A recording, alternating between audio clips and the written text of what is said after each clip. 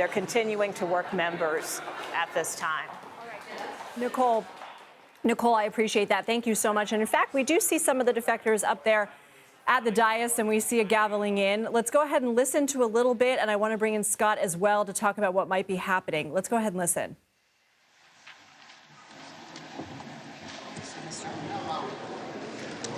Mr. Norman is recorded as Jordan.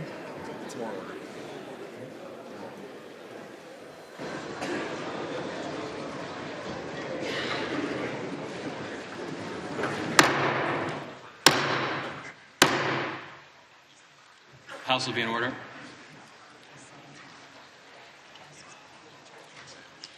Mr. Norman, Johnson.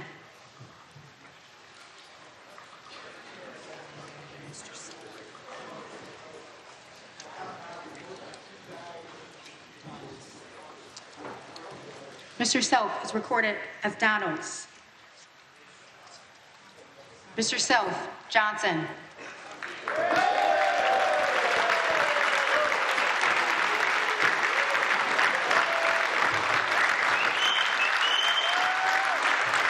Now he has 217. All right, if you guys can hear me, it looks like Representative from Texas, Keith Self, just changed his vote to Speaker Johnson. As Nicole was explaining, the first round of the vote wasn't closed yet, and so lawmakers could still go up and change their vote. And we now see lawmakers who are applauding him and shaking his hand. Now, what's not clear to me is that we know Thomas Massie was always a hard no on Johnson, whether Ralph Norman also changed his vote. I'm going to go ahead and bring Nicole in. Nicole, is it clear to you if Johnson just secured the votes? Because he's getting hugs now. Yeah, I think we should wait for the final tally to be read by the clerk. But as I said, going into this right before we took that break to listen to what was happening on the House floor, again, the Speaker can afford to lose one vote. So if that continues to be Tom Massie, he should have the votes needed to clear the hurdle. And that's why with Keith Self and Ralph Norman switching their votes, that was critical. As I just mentioned, all they needed to do was switch to express their support for Speaker Mike Johnson, and he would likely have what he needed to get over the finish line. And so I think that's why you're seeing people shaking his hand, why you were seeing him get some pats on the back, some hugs, because this should clear the hurdle to enable him to secure the gavel, which is what he wanted to do all along on the first ballot. That's what his leadership team told us. They were confident. They felt they could do it on the first ballot. They didn't want this to go into multiple rounds, so they were prepared for the possibility it could go to a second or third round. So if, in fact, he has now secured those votes, which the clerk will make official with the official tally, then, of course, this is a victory for Mike Johnson, who did, from the outset, express confidence that he could keep his conference unified behind them, and really stressing the importance of that at such a critical time with the president-elect set to take office in just a few weeks. In fact, the leader already has some strategy, or the speaker, rather, already has some strategy sessions scheduled this weekend to start talking about how they plan to expedite the president-elect's policy agendas, primarily through a process called budget reconciliation. He was also scheduled to meet with leadership for a retreat. So all of these things are critical to kind of get everything in place for when the president-elect assumes office January 20th. The last thing the speaker wanted was to have to put that on ice, put it on hold, to let this process drag out even further. So again, with those two lawmakers switching their votes, it does appear that the Speaker Johnson may have the votes he needs to assume the gavel for the 119th Congress. All right, Nicole, thank you so much. We are going to go now to a CBS News special report as Representative Mike Johnson appears to have secured the gavel in what still is the first round, technically, of the vote.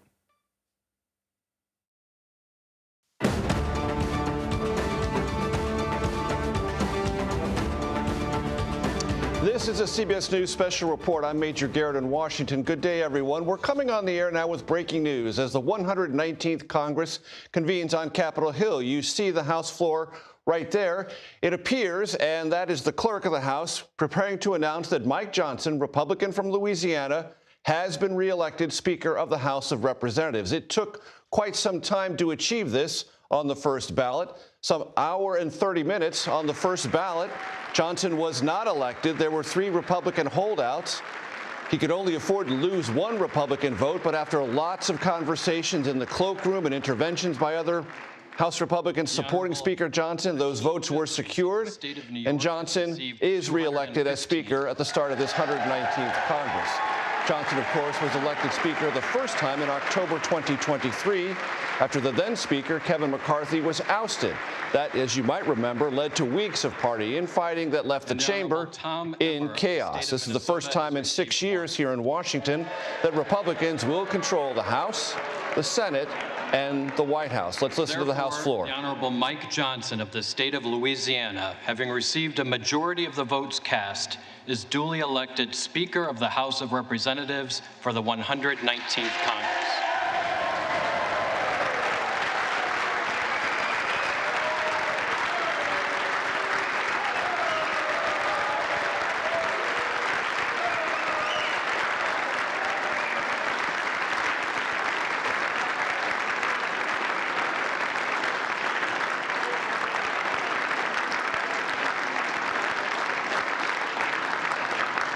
The clerk appoints the following committee to escort the Speaker-elect to the chair. The gentleman from Louisiana, Mr. Scalise. The gentleman from New York, Mr. Jeffries. The gentleman from Minnesota, Mr. Emmer. The gentlewoman from Massachusetts, Ms. Clark. As the House of Representatives goes through some pro forma procedures to make sure that the election of the new Speaker is formally recognized, I want to bring in our congressional correspondent, Scott McFarland, who joins us from Capitol Hill. Scott, this took a bit of time, but it was an imperative, or certainly a great desire, of Speaker Johnson and his team to secure this on the first ballot after some 1 hour and 30 minutes. It did so. And let me explain what's happening next, then I'll tell you about the drama that led up to this moment. The man you just heard, the man you see there, is Kevin McCumber. He's the U.S. House Clerk. He's actually in charge of the floor until the Speaker is elected. Hakeem Jeffries, the Democratic leader, is going to introduce the new Speaker of the House, same as the old Speaker of the House, Mike Johnson of Louisiana. But this vote went twice as long as it was scheduled to go because there were 3 defectors, the ones you named, and Mike Johnson could only afford 1 defector. One of them was Thomas Massie of Kentucky, who has been a contrarian for many years here, often voted against leadership. He says his vote was not flexible. The other 2, a man named Keith Self from Texas and Ralph Norman from South Carolina, who are Freedom Caucus members who have been jockeying in recent months to try to exert more influence on the powerful Rules Committee, which controls legislation on the House floor, has outsized impact. They voted for somebody besides Mike Johnson, so they kept this vote open. And moments ago, Ralph Norman of South Carolina and Keith Self of Texas came back to the clerk, changed their vote to Johnson, and by a 1-vote margin, the narrowest possible, Mike Johnson resumes his position as Speaker of the House. But Major, there's a bigger story here. Those members have just marked their territory for the months to come. They have shown how fragile this remarkably narrow majority is for House Republicans, even as Trump takes office. And there are much more challenging votes to come than picking a speaker, including the debt ceiling, funding through the border, and other initiatives Trump wants quickly. Scott McFarland, just for the benefit of our audience, you mentioned the importance of the Rules Committee. Nothing comes to the floor unless it flows through the Rules Committee, unless it's going to happen via suspension of the rules, and that requires a large bipartisan majority, necessarily bringing in House Democrats as your negotiating partner. So if you're the majority party, the Republicans, and you want the Rules Committee to function, you need it to be an instrument of leadership. But in those cloakroom conversations that led to the 2 votes you just mentioned being switched, we are probably awaiting some definition as to what changed in the minds of those who initially did not support Speaker Johnson and support him now, and the fate and future of that very same Rules Committee. Yeah, I'm sorry for doing this on a Friday, but here's a poli-sci lesson. The House Rules Committee has outsized influence. You can't get things on the floor for a vote without the Rules Committee approving it. If Mike Johnson has done what happened last Congress and put some Freedom Caucus ultra-conservative hardliners on the Rules Committee, things may get jammed up there. And that's been the problem for Republicans over the past 2 years. Things got jammed up in the Rules Committee, so when they got to the House floor, they had to circumvent the rules and have Democrats necessarily vote to pass things. things. That's why Mike Johnson has had criticism so far. If he has set up the Rules Committee again because of these defections today, the same way it's composed over the last 2 years, they could be traffic jam after traffic jam on big pieces of legislation, and they would need Democrats to pass things Donald Trump wants. That's quite a quagmire. Scott McFarland, as you well know, few people on television enjoy a poli-sci lesson better than I. Friday, Thursday, Wednesday, any day of the week. Speaking of Donald Trump, you invoked the name of the president-elect. I want to turn now to Ed O'Keefe, who joins us from West Palm Beach. He's our senior political and White House correspondent. President Trump, President-elect Trump, weighed in on this in several measures. Ed O'Keefe, and in the main, though it took a while, got what he wanted. He did, but for lack of a better term, Major, this was messy. And it's a preview of things to come as Republicans take total control of Washington.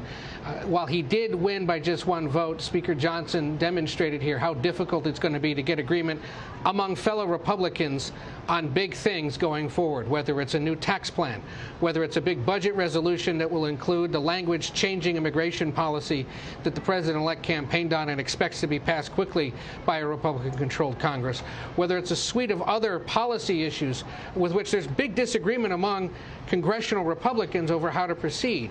This is a president that wants to move quickly, expects Congress to move quickly, that has added more days to its legislative calendar in the first months of this new year to do so.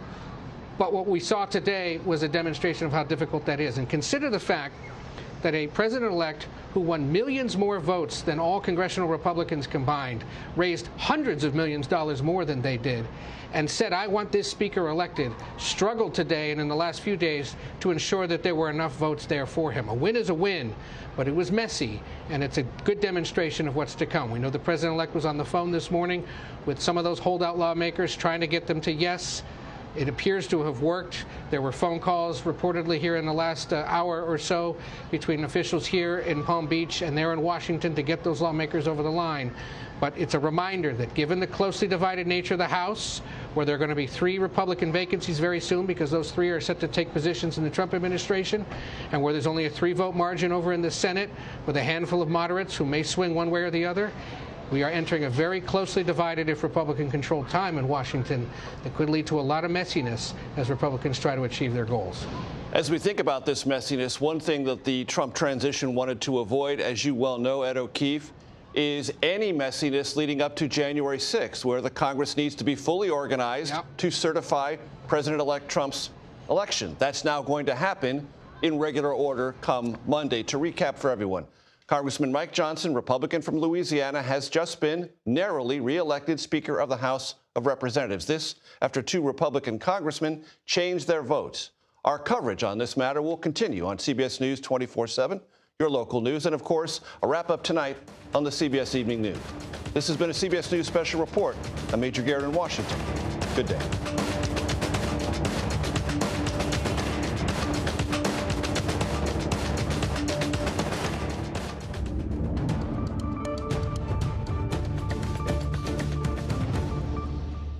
Hi, everyone. Thanks for joining us here on CBS News 24/7. I'm Lindsay Reiser, and to catch you up to speed, House Speaker Mike Johnson has been reelected as Speaker of the House.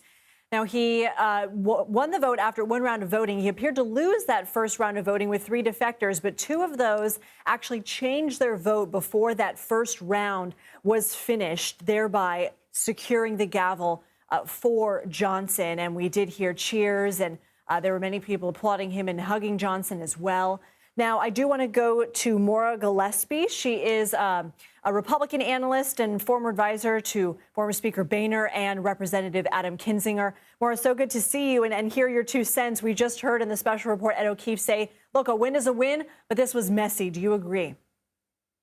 It was, but it was really important that this got done in the first vote. And so I think that's why you saw Speaker Johnson's team extend the vote and hold it open for as long as it took to get this done, because going into a second vote series would have allowed some of those members who didn't vote immediately, who abstained from voting at the beginning when their names were called, they could have then flipped and caused a little more problems for the Speaker's team in getting this done. And so without wasting any more time and political capital, it was definitely a win, but a messy one indeed. Do you think that Speaker Johnson knew about the 9 going in? I mean, we had the 3 defectors who voted against Johnson. We had 6 House Freedom Caucus members who chose not to vote and then vote after. Do you think that he knew those margins going into today? I don't know that he knew the full 9 would do it, and I'm not necessarily sure if Congressman Baird meant to do that. It seemed as though he kind of was a little confused. But even still, it was definitely the Freedom Caucus flexing and showing Speaker Johnson that they have the numbers should there come a time when they don't like what he's done. And you've seen Chip Roy do that in the past. Leading up to this vote today, he has pretty, vocally said that he wanted to be the Rules Committee chairman. And he got on the Rules Committee. I'll just remind viewers, he got on the Rules Committee during the Speaker McCarthy showdown and in that negotiation. So he's really been angling for this position, and he's got people in the Freedom Caucus who back him for it. I don't see it happening. You saw Virginia Fox, a congresswoman from North Carolina, on the floor there being part of these conversations because she is seen as a front runner for that position for chair of the Rules Committee. So it definitely is an interesting dynamic, but they were definitely flexing today by showing him we can oust you if we want to. So we had former Congressman Upton on prior to the Speaker securing the gavel. He actually said he thought it was going to go relatively smoothly today. He turned out to be right. But he did also mention the really thin margins that Johnson is going to have come inauguration, when Republicans are going to lose 3 more seats to the cabinet, and it could take months to replace those. Do you think that this portends any difficulty for the GOP in getting any of the legislation and priorities through? It does if you have this threat from the far right flank that doesn't have any interest in recognizing how things get done on Capitol Hill. They cannot just say, cut everything that we want to get cut, without recognizing that there is an entire other side of the chamber they need to work with, an entire side of the other aisle they need to work with to get that done when they don't have the numbers to get their bills done in good faith, in good earnest. And I think that they're failing to be honest with their constituents about the plan because they don't have one. It's fine. It's all fine and good to say that you abstain or you don't agree with X, Y, and Z, but you don't have to say how you would get your plan done. That's a disservice to their constituents, but also to the incoming president who has an agenda he'd like to get done and can't do it if he has these people on the far right flank who are obstructing Mike Johnson's work. Maura Gillespie, we appreciate your time and your expertise as always. Thank you so much. I want to go to CBS News congressional correspondent Nicole Killian, who I believe is still in the hallway there. Nicole, what new are you hearing from sources about whether Johnson is pleased with how today went, the fact that it was the first round? Does he consider that a win, even though, as Ed mentioned, it was a little messy to get there?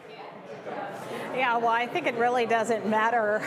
He likes to use football analogies a lot, so I would imagine the speaker kind of views this as a win is a win. I mean, look, he was very confident going in that he could get there on the first round. He told reporters he believed that they were close, that they were getting there. His team also projected that similar confidence that they had hoped he could do this on the first ballot, but they were prepared to go an extra round or two if it came to it. And I think part of the reason why they were pretty bullish from that standpoint is there really was no formal challenger to the speaker. So even though he was facing some opposition, there wasn't another name readily available in the hopper to pull out that could have the votes. And that was pretty much what we witnessed during the whole protracted, ballot and rounds after Speaker McCarthy was ousted. It was like name after name came up, but they couldn't muster the votes to get to that 218 magic number. And so with the speaker today being so close,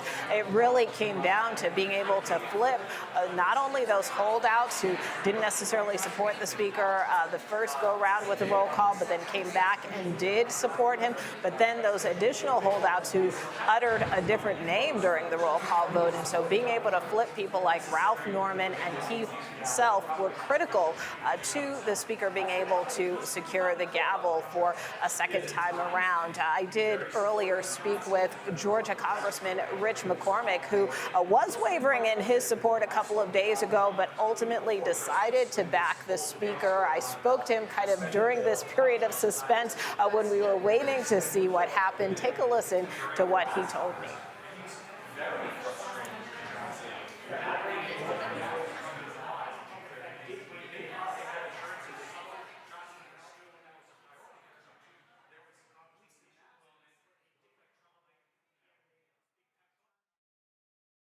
So just get us up to speed. We obviously saw how the vote played out.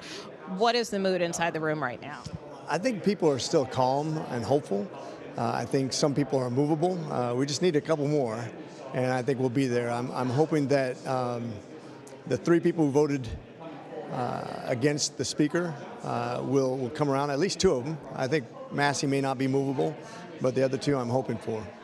And what was your reaction to Chip Roy and some of the other members? Obviously, they did not specify their choice kind of on the first roll call, but then the clerk came back and, we heard Roy, Andrew Clyde, and others who said that they do now back the speaker.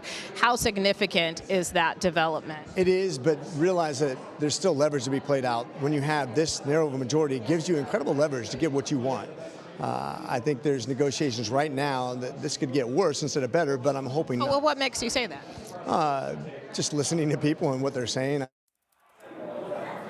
So again, for a while, it looked like things could potentially be on the ropes for Speaker Mike Johnson. But as you see there now, he is now being led back into the chamber by a bipartisan escort committee where he is receiving a rousing applause after securing the gavel for the 119th Congress. Let's take a listen to a little bit of sound from the floor as he makes his way down the main aisle.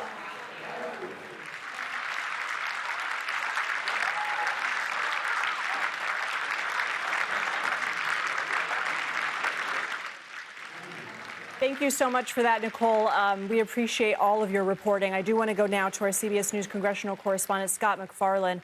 Scott, as we watch Mike Johnson make his way, I do want to ask you, I know that you and our Capitol Hill team will be doing plenty of reporting over the next hours and days. Any idea right now what Johnson may have had to give Keith Self and Ralph Norman to get them to yeses? Yeah, he had been unequivocal as the day began that there will be no side deals. And there's a precedent that happens when you make a side deal. You start to have to do that the entire Congress. And we saw that in 2023.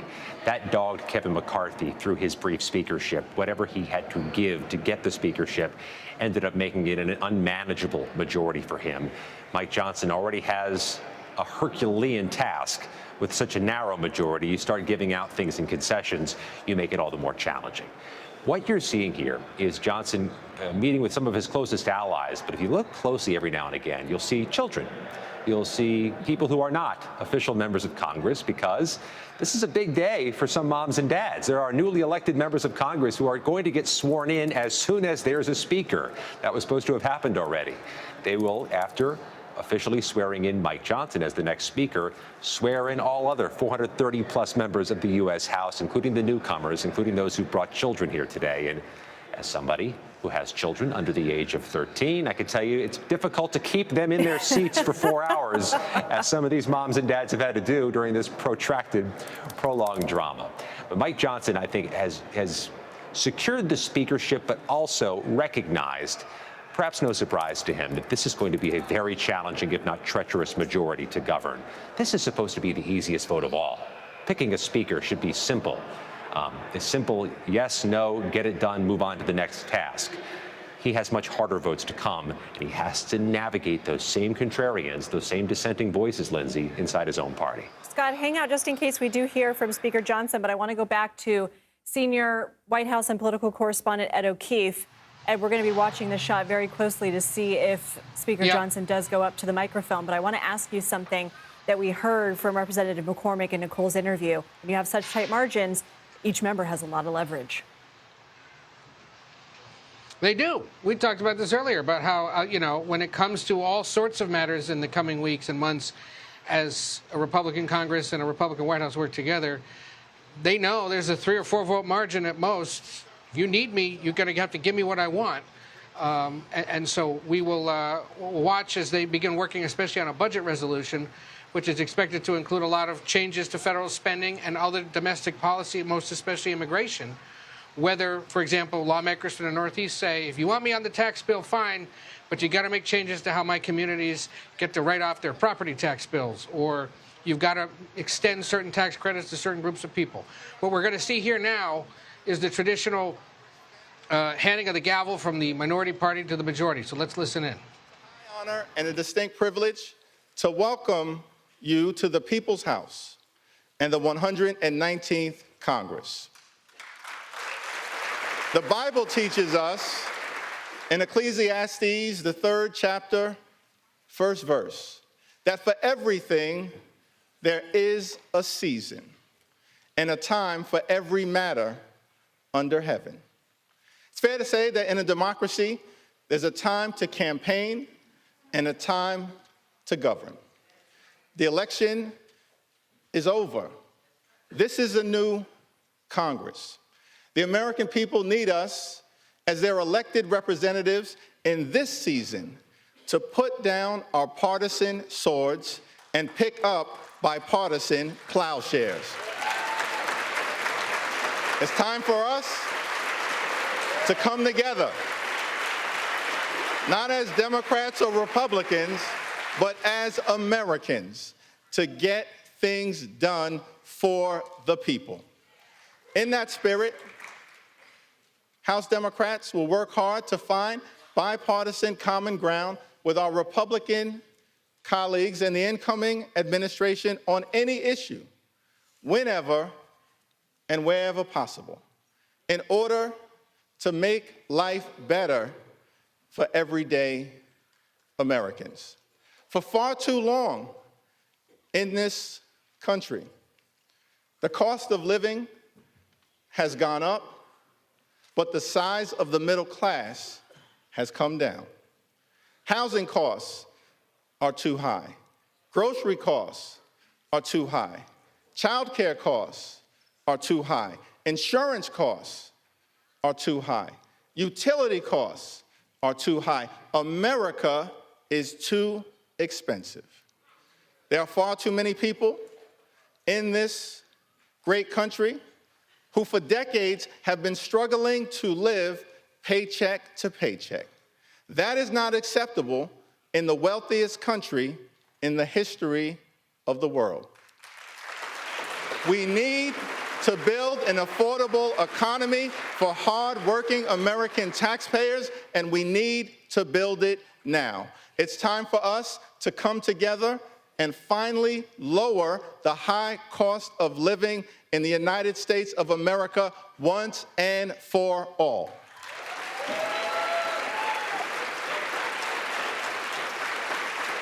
And we will work with anyone of any party to get that done. We will work with anyone to secure our borders, and we will work with anyone to fix our broken immigration system in a comprehensive and bipartisan manner. At the same period of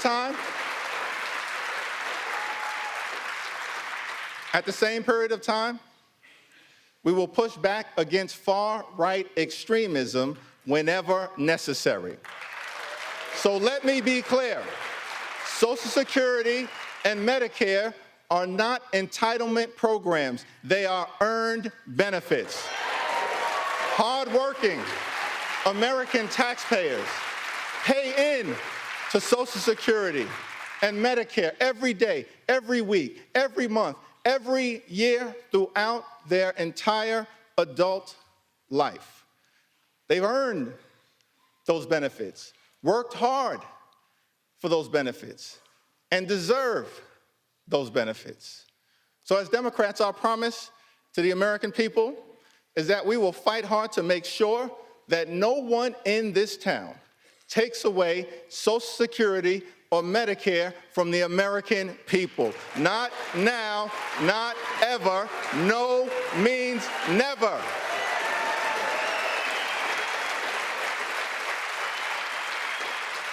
Our position is that it is not acceptable to cut Social Security, cut Medicare, cut Medicaid, cut veterans' benefits, or cut nutritional assistance from children and families in order to pay for massive tax breaks for billionaires and wealthy corporations. House Democrats will fight hard to protect working-class Americans and the things that matter to them, not the wealthy, the well-off, and the well-connected. Keep your hands off Social Security and Medicare.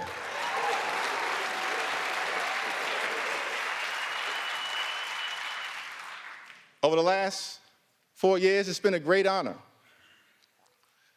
for us to work alongside President Joe Biden and Vice President Kamala Harris, whose administration rescued the economy from a once-in-a-century pandemic, delivered historic infrastructure investments, created more than 15 million good-paying jobs, enacted common-sense gun safety legislation for the first time in 30 years, provided life-sustaining health insurance to veterans suffering from toxic exposure, championed the largest investment in combating the climate crisis in the history of the world, which we will defend, and brought down the high price of life-saving prescription drugs for millions of Americans. Thank you, President Biden and Vice President Harris, for your powerful, principled, and purposeful public service.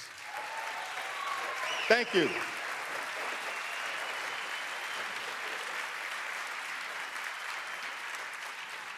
Two months ago, the American people elected Donald Trump as the 47th President of the United States of America.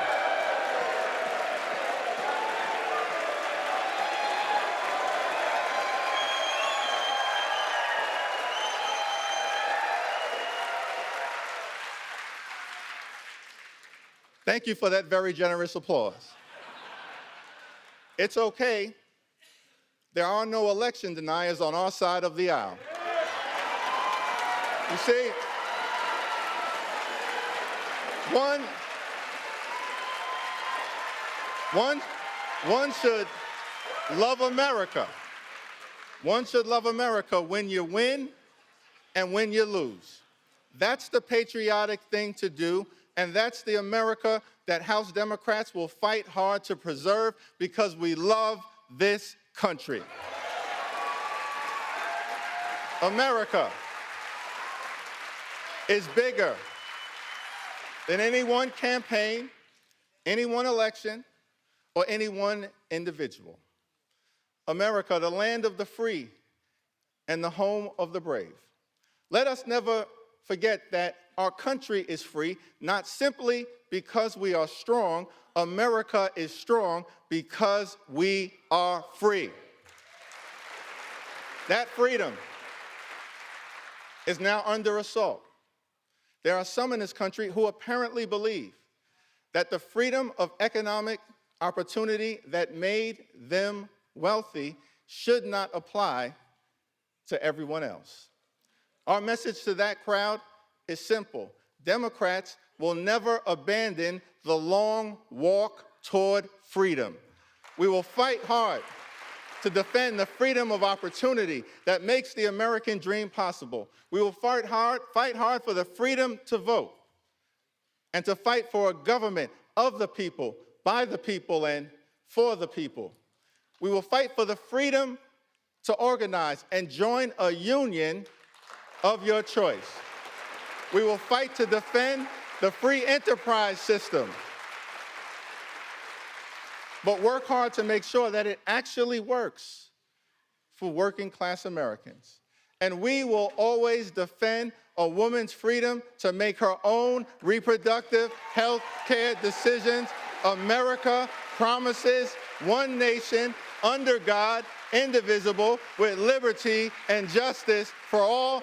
That's the America House Democrats will fight hard to preserve. God bless you. God bless the House of Representatives. May God continue to bless the United States of America.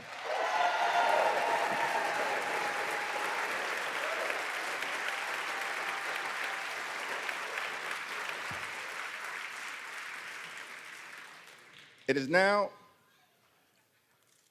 my responsibility to present the gavel to the gentleman from the great state of Louisiana, the son of a firefighter, a God-fearing man, a husband, and a loving father of four, the 56th Speaker of the United States House of Representatives, the Honorable Mike Johnson.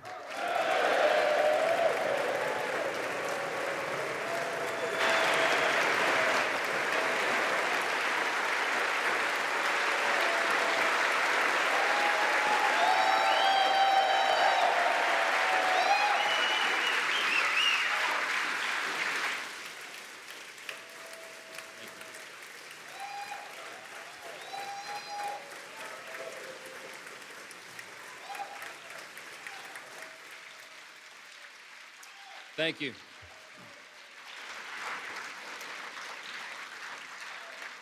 Thank you so much. Thank you, Leader Jeffries, all of our treasured colleagues here in the House. I'm grateful for this nomination. I'm grateful for this election, for the confidence this chamber has placed in me. It is the great honor of my life to serve this body with all of you.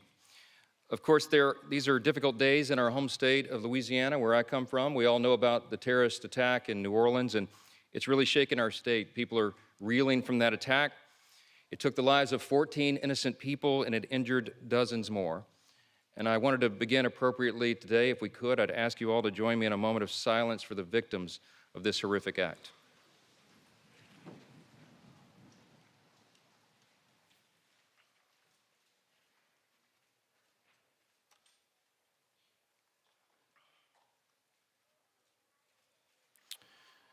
Thank you. Thank you for that.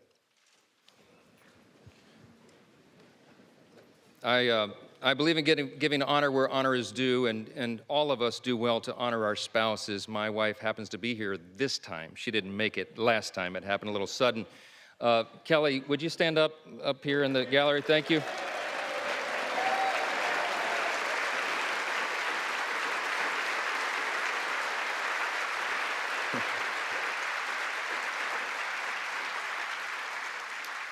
And we have our 4 children here, Hannah, Abby, Jack, and Will. We all stand up just really quickly. Come on.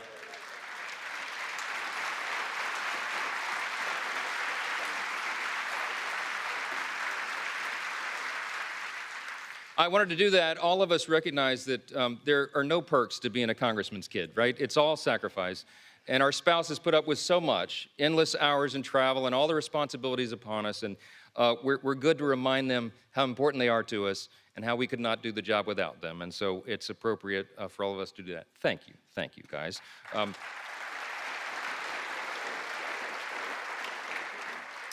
This is a momentous time in the nation of the history of our nation. It really is. And as members of the 119th Congress, we are stewards of the great American Revolution that began almost exactly now 250 years ago, 1775 and 1776. It will fall at the time of this Congress, the great anniversary. And in these 2.5 centuries, we've been reminded repeatedly that freedom is never free.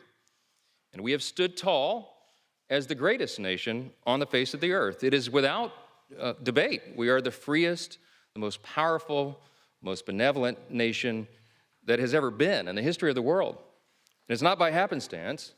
We are the ones who settled the West. We are the ones who ended slavery, who laid the transcontinental railroad, who gave women the right to vote, who won 2 world wars, who landed on the moon, and who won the Cold War. Throughout our history, we have done what no one thought was possible. And still, at 250 years old, our nation is actually a young nation. This past fall, I had opportunity to go to the G7 speakers meeting. It was held in Italy. It's the only international trip I took as speaker over the last 14 months because I didn't have time to do it, but it was a quick 3-day jaunt, and met with my colleagues, the speakers of the other parliaments, the great governments around the world. And we talked about that, how really special America is, how unique we are in our place on the globe, and how important it is for us to maintain that. And as I talked to these colleagues from around the world, I thought, our closest allies, who recognize how important we are, how important this body, this House is. I thought about how is it that such a young country has become so exceptional, so singular in its importance, that today stands as the world's leader in liberty and the economy and culture.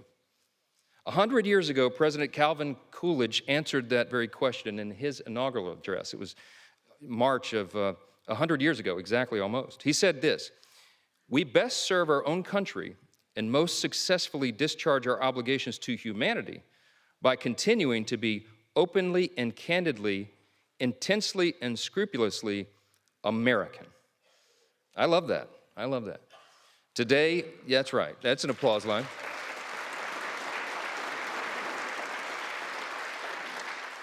Today, my friends, our nation is the envy of the world. Why?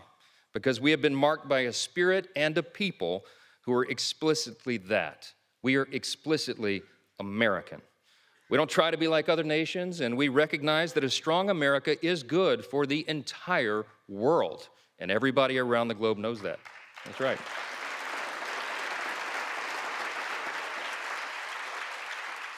We also recognize that the core principles that made America what we are must still be preserved today.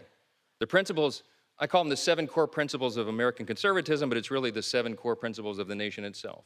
Individual freedom, limited government, the rule of law, peace through strength, fiscal responsibility, free markets, and human dignity. These are the ingredients, the things that made us who we are.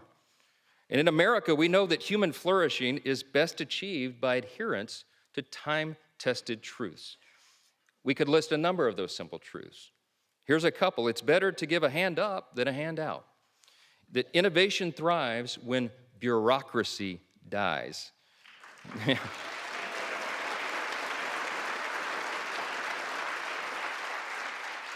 The simple truth that it is parents and families and not administrators that must be in charge of their children's education.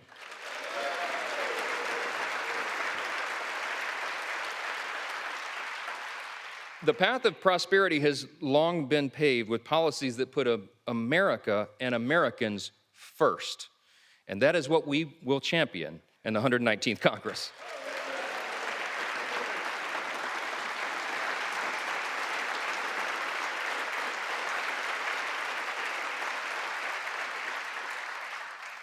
We have a mandate, and that was shown in the election cycle.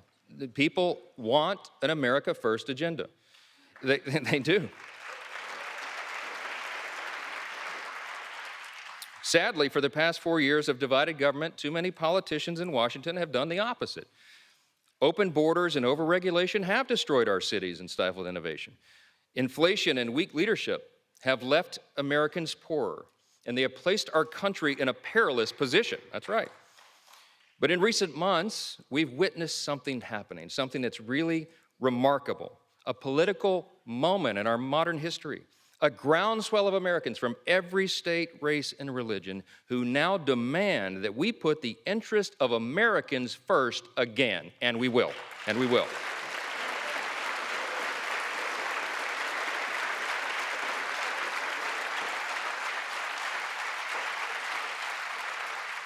This is a powerful new coalition of our country. It's a coalition that insists that we purge the policies of America last and we bury them in the graveyard of history's mistakes, because it was a big mistake.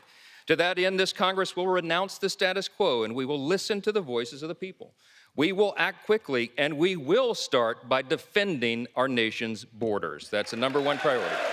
Yes.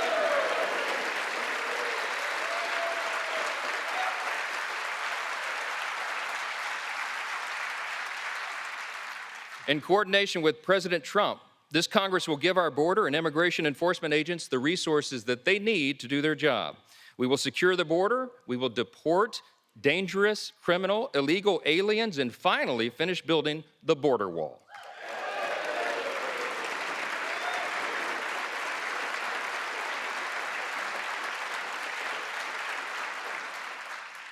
You said you'd work with us on that, Hakeem. I'm counting on it. After 4 years of high inflation, we have a big agenda. We have a lot to do, and we can do it in a bipartisan fashion. We can fight high inflation, and we must. We'll give relief to Americans, and we'll extend the Trump tax cuts.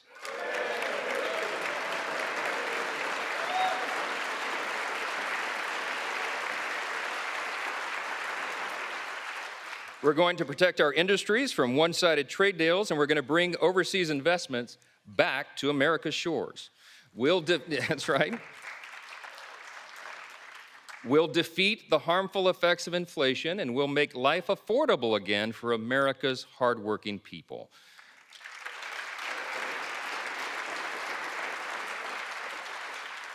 As leaders of a nation with vast natural resources that God has blessed us with, it is our duty to restore America's energy dominance, and that's what we'll do.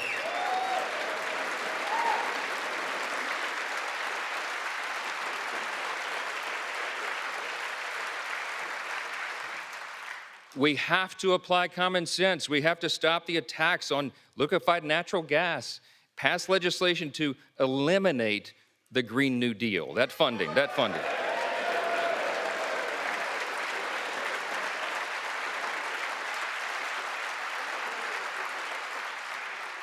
We're going to expedite new drilling permits. We're going to save the jobs of our auto manufacturers, and we're going to do that by ending the ridiculous EV mandates.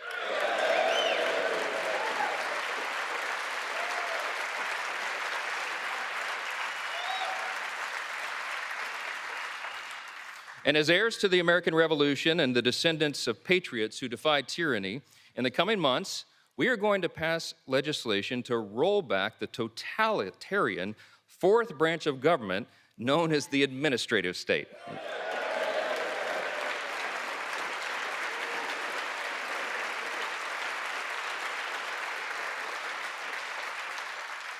We're going to drastically cut back the size and scope of government. We're going to return the power back to the people. And in coordination with President Trump and his administration, we are going to create a leaner, faster, and more efficient federal workforce. We need to do that. Our people do not deserve to be ruled by millions of bureaucrats they've never voted for, never met, and can never hold accountable. They deserve a government that is led by those they've elected to lead. That is how Article 1 is supposed to work. That was the idea of the Congress, and we will return to that principle. The American people have called on us to reject business as usual and throw out the status quo. We must and we will heed their call.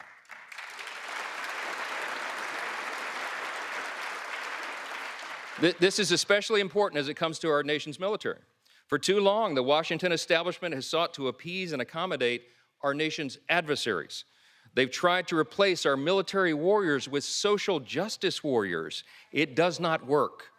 And while we're still the most powerful fighting force in the history of the world, by God's grace, the same establishment has eroded the capacities of our Army and Navy and diminished the readiness of our Air Force. We have to put an end to this madness.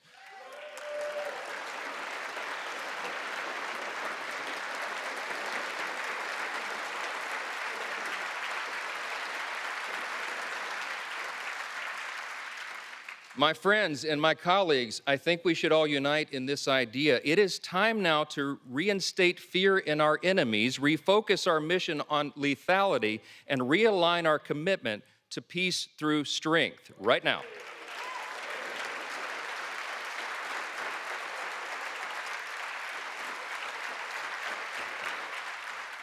We have to prioritize the things that matter most. We have to make adequate investments in defense. This is the most dangerous moment since World War II, and everyone around the world is looking to America and looking to this body to ensure that we maintain the peace. What we're proposing now is just simply, as President Trump likes to say, a return to common sense, and he's exactly right. That message resonated across the country. I am very thankful, personally, that this body is filled with men and women who are committed to that change, to return to common sense. We can do this together. We should. It is our responsibility to do so. When I first took this gavel, many of you heard me say that I don't believe in luck or consequence. I believe in the idea of providence.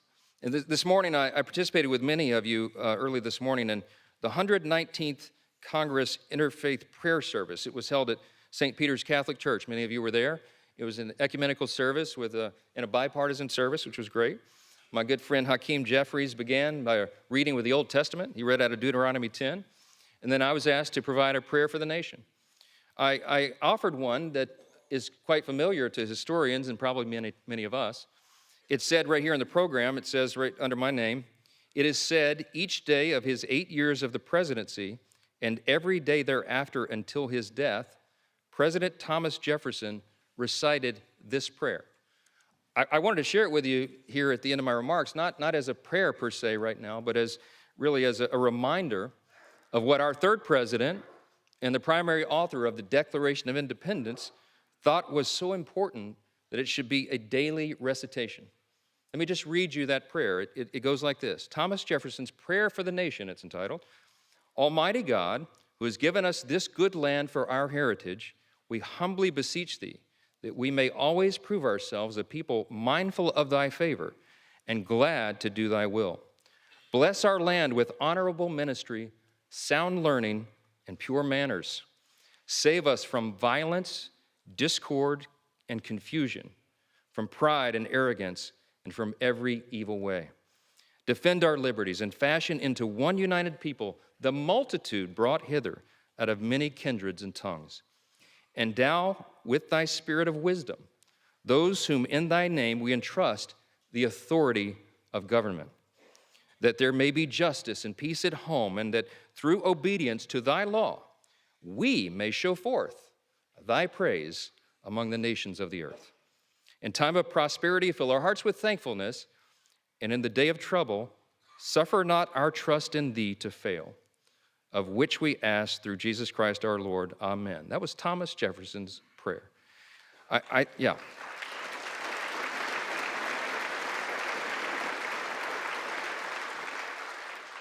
Suffer not our trust in thee to fail. We will not fail. We cannot fail. We are all in this together. Our nation is counting on us to band together and solve these problems and get this done. I've said before that I believe God has elevated each one of you, that's just my belief, to your positions of leadership. And it's an act of providence that you've all been placed in your specific roles in this specific moment at this historic time, at the 250-year inflection point of the greatest nation in the history of the world. It is no small thing. We're also witnesses to the providence that spared our incoming president, President Trump, from the assassin's bullet, remarkable as that was, and to the new coalition of Americans that has risen from every creed, color, and cul-de-sac who want us to put America first. Our people are asking for a thriving economy and a rebuilt middle class and strong borders and a strong military, and we can deliver that. See, these objectives and these aims don't have an R or a D behind them. They have a USA.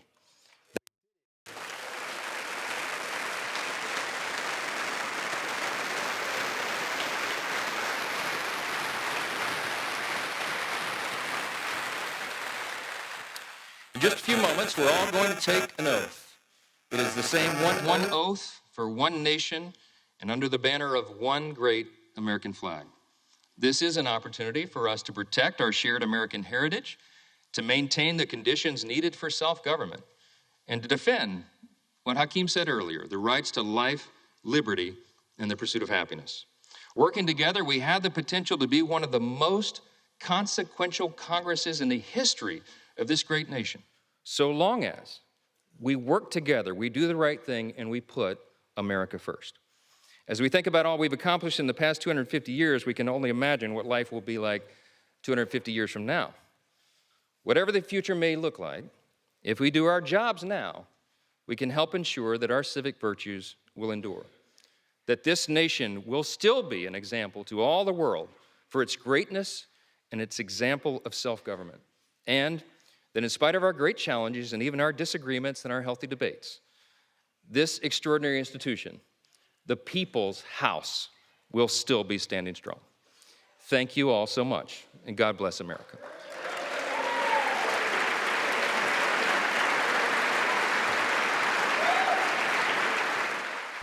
All right, everybody. House Speaker Mike Johnson has just finished speaking after being reelected Speaker of the House. The Louisiana Republican won the Speaker vote. After one round of voting, the round lasted longer than some expected it to because 3 House Republicans initially opted not to vote for Johnson. However, Congressman Ralph Norman and Keith Self changed their votes before the first round came to an end. So these switches enabled Speaker Johnson to reach the 218 vote threshold he needed to win. Shortly after winning the Speaker vote, Johnson outlined his objectives while addressing the new Congress. Let's go ahead and listen. All right, you know what? We don't have it, but there were a number of priorities, including finishing the border wall, restoring Americans' energy dominance, ending EV mandates, cutting back the size and scope of the government, creating a leaner federal workforce. I want to go ahead to our team coverage for you. CBS News congressional correspondents Nicole Killian and Scott McFarland are on Capitol Hill. Scott, we're going to go to you first. First off, I understand that you have a statement from the House Freedom Caucus that could explain why 6 members originally didn't vote for Johnson and then after the roll call did.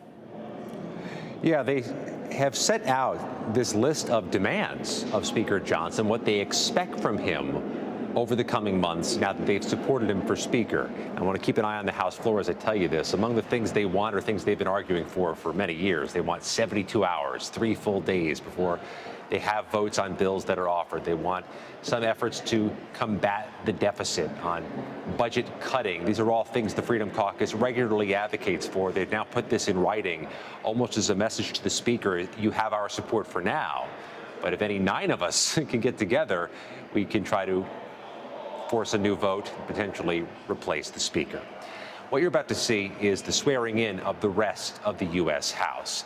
The Dean of the U.S. House, the longest-serving member, which happens to be Hal Rogers, a Republican from Kentucky, will administer the oath to his 430-plus colleagues, who will all at once take the oath of office. Then they'll all step off the floor and take the oath of office symbolically by photo, one-on-one with the Speaker. That's Hal Rogers of Kentucky, raising his hand, administering the oath to his colleagues, some of whom are new, some of whom are newly elected members of Congress taking the oath for the first time, wives, husbands, kids, and grandparents in the upper chamber watching this happen. Speaker Mike Johnson takes the oath simultaneously.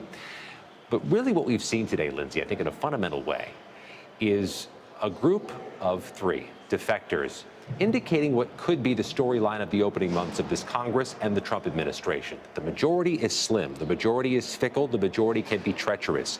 On more difficult votes than simply choosing a speaker, Speaker Mike Johnson may have an awful lot of balancing to do, and that reality was shown today, despite what Mike Johnson closed his remarks with, that he hopes this is the most consequential Congress of all time. If so, it'll be threading an awful lot of needles. Scott McFarland, we appreciate you throughout the afternoon, keeping us up to speed on everything in your world. Thank you, thank you, thank you. Let's go ahead and bring in Ed O'Keefe, senior White House and political correspondent in West Palm Beach. So, Ed, I understand we don't have a ton of time with you. I'm just going to ask you one question. If you want to add anything to the politicking that we saw behind the scenes today, and also if we're hearing anything from the president-elect and his reaction. He has shared his congratulations with the Speaker on Truth Social. He was working the phones this morning into the afternoon to shore up support for Speaker Johnson, speaking with those that were holding out.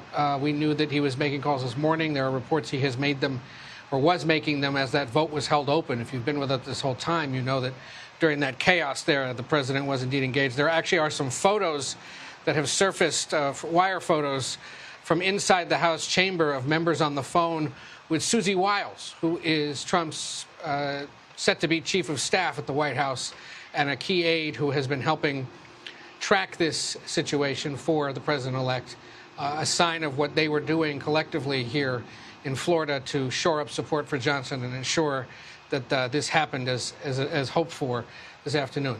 As we said earlier, a win is a win for the Speaker and for the president-elect, but it was messy. And it will be, or what we saw today really is a preview of what's to come. It will be difficult for Republicans to get across the finish line as close as it is to Democrats in terms of the margins on a host of issues, all the ones the Speaker laid out there. If they can get even a handful of those done by Easter, it will be seen as a smashing legislative success for Republicans. But there are a suite of disagreements on all of those things among Republicans about how exactly to proceed. And on these kinds of big votes in these moments, certain members who hold out or who want changes made are going to have a huge amount of influence as they try to get these things done. Influence with the Speaker, influence with the President, over trying to craft Republican-led policy. But either way, a sigh of relief here in Florida for the Trump team as the Speaker is now in place and the agenda setting and the legislating can begin. Ed O'Keefe, can't extend enough gratitude for you being by my side for the last 90 minutes. Thank you so much. Let's go to CBS News congressional correspondent Nicole Killian, who is with Florida Congressman Byron Donalds. Nicole? Yeah, thanks so much. And Congressman, thank you so much for being with us. I just want to get your reaction right now to the Speaker-elect's remarks. What did you make of him and his message? I think the Speaker's ready to go. Our members are ready to go. We have a lot of work to do. Short amount of time to do it. But we're going to demonstrate to the American people that we weren't just campaigning on talking points. We were campaigning on an agenda and a vision for the future of this country, and we're going to deliver. Take us inside the room. Obviously, this vote, he did secure the votes, but it took a little while. It took a little negotiating. What was it like for you as you waited out this process? Yeah, honestly, nothing new for me. I've been here before, seen this before. I knew we were going to be able to get this done and get it done pretty quickly. There's really not much separation in terms of what everybody in our conference wants to accomplish. It's really about making sure that our body remains a member-driven organization and not a top-down organization. And I think that's really important and critical for our members, even the ones who voted for Speaker Johnson without any equivocation. I know that's something that's very important to them. So I think we were able to resolve it quickly. Now, work. Yeah, and explain how the speaker was able to get to yes with a few members, because one of them, Congressman Keith Self, actually voted for you at the outset, but then switched his vote for Speaker Mike Johnson. I can't comment on that one because I wasn't there for that conversation. I felt it was. Eva, did you have any conversations with Congressman Self or talk to him? No, I didn't have any. Did you know that he was going to support you? No, it actually caught me off guard. I was in the back talking to two of my predecessors, Connie Mack III and Connie Mack IV, during that situation. So it caught me off guard. But look, I think at the end of the day, we have a Speaker of the House now. We're going to be focused on our mission ahead. And we have a lot of work to do. It really starts today. Tomorrow, we're going to have like a mini retreat, go over a lot of issues tomorrow, and really try to get to a place where we can land these multiple planes, if you will. Because it's about the American people. There are no excuses here. We have the Senate, we have the White House, and it's incumbent that we deliver. And I know Speaker Johnson's up to that task, and so are the members here. I know you said that you didn't really have too much doubt in your mind, but how critical was it for the speaker to win this vote on the first round instead of this going multiple rounds? We saw they kept the vote open for a while. I thought it was very important that the speaker find a way to get this done right now. I thought that was very, very important. I'm glad that that was able to be accomplished. Now, next thing. And in terms of the agenda, very briefly, obviously we heard the speaker lay out this America First policy of the president-elect, starting with securing the border. We also heard from Leader Hakeem Jeffries, though, too, who said that Democrats are willing to work across the aisle. Is that going to be possible in this Congress? That's up to the Democrats. The American people soundly reject open borders. They soundly reject selling off pieces of border wall. They soundly reject allowing millions and millions of people to enter our country through apps and across our southern border. And the American people spoke loudly this November. If the Democrats want to work on serious border security, they will have partners with Republicans on Capitol Hill. If they just want to talk about it and not be about it, well, then they're probably just going to vote no, but we're going to get the job done anyway. All right, Congressman Byron Donalds, we really want to thank you for your time and for joining us, and certainly I'm sure we'll be talking to you again. Sure, absolutely. All right, thank you. Thank you. Nicole, I want to ask you something because you also have some news about how at least one of the defectors may have come around to vote for Johnson. What can you tell us? Well, obviously, we are hearing from one of them right now, Ralph Norman. If he comes a little closer to the camera, we might be able to hear more of what he is saying. But we do know in terms of Congressman Keith Self, he did say that he spoke with President-elect Trump earlier today, as well as after the vote. As Congressman Norman gets a little closer, I'm going to see if maybe we can get him to stop at the camera real quick. Congressman, why did you change your vote? Love you, brother. We had a good discussion. Can you stop very briefly? Why did you change? Hold on, let me get over here right quick. I'll come right back. Well, we're on live, so if you could just tell us very quickly. No, I mean we had a talk with President Trump. We got in there. I never know how this stuff's going to come out. I didn't know how people are going to vote. The fact that we got together, Mike gave us his assurances he's going to fight for the things we think are important for the country. And was it worth taking another hour? Yes. And so I'm excited with the way it came out. Mike is too. All right, thank you, Congressman. All right, so you heard it there. I may have lost my IFB very briefly, so I may or may not be able to hear you, but you heard directly there from Congressman Ralph Norman of South Carolina, one of two House Republicans who switched his vote in favor of Speaker Mike Johnson, saying that he, too, spoke with President-elect Trump and is taking Speaker Mike Johnson at his word in terms of some of the reforms that he would like to see going forward from the Speaker, and that is kind of what helps seal the deal deal for him. As I mentioned right before we got Congressman Norman, Congressman Keith Self, also someone who switched his vote after speaking with the president-elect.